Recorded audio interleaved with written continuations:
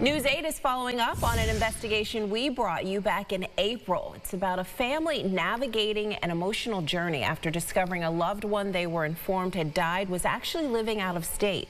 Isabel Garcia joins us with what the family is now hoping to see in terms of changes. Isabel. Yes, hi Teresa. Shanita Hopkins described the pure shock of discovering her sister, Shanice Cruz, had been living in Detroit several months after Rochester police and the medical examiner's office declared her deceased last year. Now, this was 3 years after Shanice had gone missing, leaving her 2 young children with her family and cutting off all communication. Now, while Shanita tells me she's really focused on caring for her sister's children, more effort needs to be put forth for other families who may have gone through similar unusual situations. I honestly feel like they wanted to close a missing person case. That's how I always felt. That's how I still feel. When News 8 first broke the story in April, Shanita Hopkins explained the confusion and emotional toll of learning her sister Shanice was found dead with a cause determined to be an overdose. That was February of 2024. Then fast forward to November of last year, long after a funeral and memorials were held, a random message to Shanita on Facebook from a stranger in Detroit.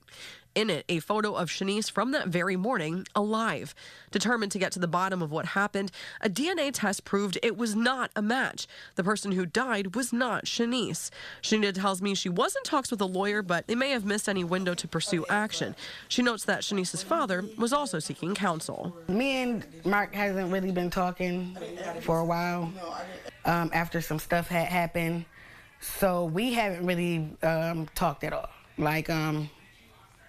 I just seen him on the news, taking credit for everything that I did, and I got upset about it. News 8 has attempted to speak with the medical examiner and the county executive, Adam Bello, specifically about this story for weeks. I did confirm with the county spokesperson the county is no longer using the dental consultant used in this case and are contracting with a different dentist.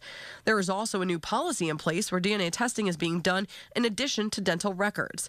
During the State of the County address Wednesday afternoon, the county executive addressed the challenges at the medical examiner's office, noting there are currently 3 full-time pathologists responsible for handling around 4,000 cases each year. New action is also aiming to push the medical examiner's office to state accreditation. This initiative, funded through the county's opioid settlement dollars, would increase salaries for both current and budgeted positions, create new forensic pathology roles, and expand contracts with outside forensic pathology contractors. Knowing that there are some changes being made at the county level as to how remains are identified, how does that make you feel? I feel like it should have already been in place. I feel like we're not the first family that this, and that's not really even a feeling. I know we're not the first family that this has happened to. It's just, this is the first family that they found out that their sister was alive.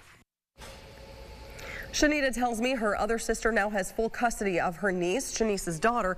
Both are hopeful the family of the woman who was found deceased have the opportunity for closure as well. They're also hopeful the DNA testing can be offered to previous cases too.